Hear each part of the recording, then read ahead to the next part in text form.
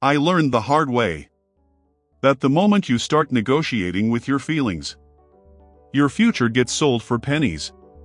I wasn't born disciplined. I wasn't born mentally tough.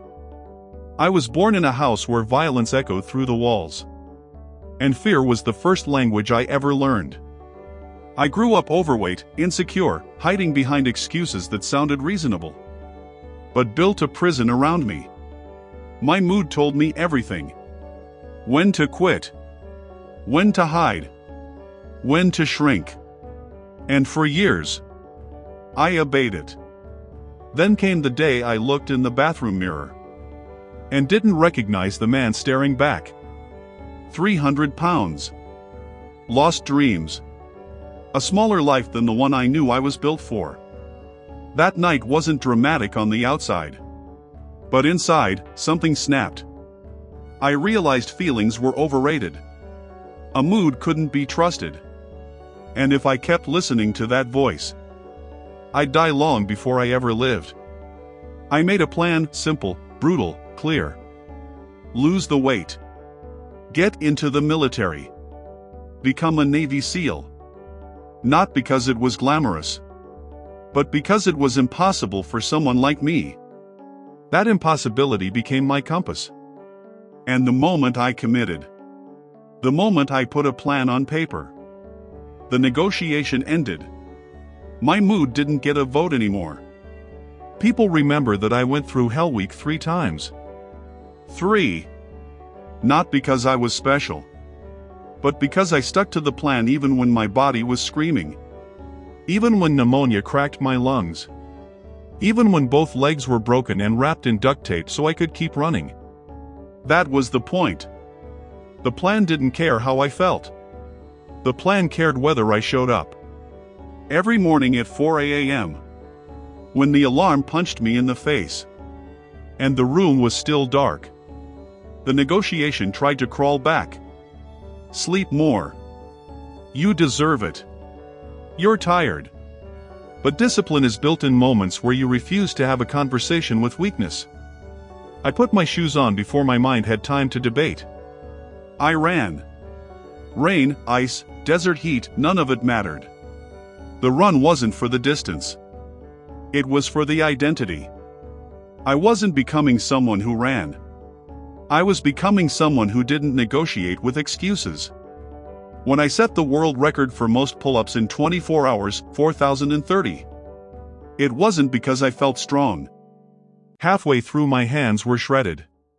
Skin peeled like wet paper. I could taste copper in my mouth, and felt like the floor was lifting under me. My mood begged for mercy. But a plan is a promise. A contract. You either honor it, or you betray the person you're trying to become. And that's the lesson people underestimate. The 40% rule. When you think you're done, you're only at 40% of what you're capable of. The remaining 60% isn't physical. It's locked behind emotions, moods, stories you've repeated so many times. You think they're facts. But once you make a plan and force yourself to stick to it, that 60% starts to open. One brutal inch at a time. The truth is simple. Mood is temporary. Mood is weather. Mood changes with sleep, stress, hunger, opinions, traffic, noise, shadows. But a plan, that's climate. That's structure. That's the steel frame you build your future on. You follow the plan because your feelings can't be trusted to build anything worth keeping. But here's the part people don't see. There was a turning point that didn't happen during a run, or a race, or even Hell Week.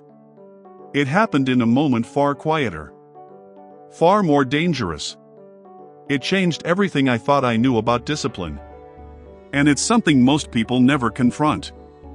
And if you've ever wondered what truly separates the unstoppable from the almost made it, would you be ready to face that moment? Most people think the battle is loud. Sweat dripping, lungs burning, legs shaking. But the real war happens in silence. In that moment when nobody's watching. And you realize you're the only person who can save you from yourself. That moment hit me after the SEAL teams.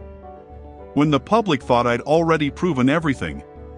Ultramarathons, pull-up records, brutal military milestones. On paper, I looked unbreakable. But off paper, when the noise died down, I discovered a truth that almost knocked me flat. Discipline doesn't stay earned. It leaks. It drifts. It fades the second you stop reinforcing it. And if you don't anchor it to a plan, your mood will quietly take the wheel again and drive you right back to who you used to be. I remember waking up one morning after a race, body torn up, legs stiff like concrete, and this whisper crawled into my head. You've done enough. It felt reasonable. It felt deserved. That's how weakness disguises itself. As comfort that sounds like logic. And that single whisper terrified me. More than any Hell Week instructor ever could. Because if I listened to it, if I let one day slide, that slide would become a pattern. And that pattern would become a new identity. The wrong identity. The soft identity. So I did what I always do when fear tries to blend in. I returned to the plan. Every night before bed, I write down the next day's mission like it's a military operation. Wake up at 4. Stretch. Hydrate. Run long. Study. Work. Train again. Never end the day without something conquered. That list is my truth. When my feelings lie. And the beauty of a list is this. It doesn't negotiate. It doesn't care if you slept poorly, or someone talked down to you, or your bank account's tight, or your confidence is shaky. It just sits there, staring at you, asking a simple question. Are you who you said you were yesterday? I've failed on races so badly that my body collapsed. I've run 100 miles with stress fractures. I've had kidneys shut down mid-race.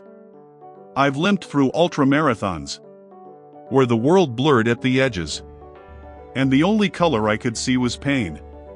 Those moments didn't make me strong. Showing up the next day with a plan did. Because pain, humiliation, and defeat only become power when you drag them into tomorrow and make them fuel the next rep, the next mile, the next step. Inside every high achiever in America, every builder, every disruptor, every entrepreneur, there's a private war between the version of them that wants greatness and the version that wants comfort. And that war is won by whoever has the better system. Not the better mood. Not the better talent.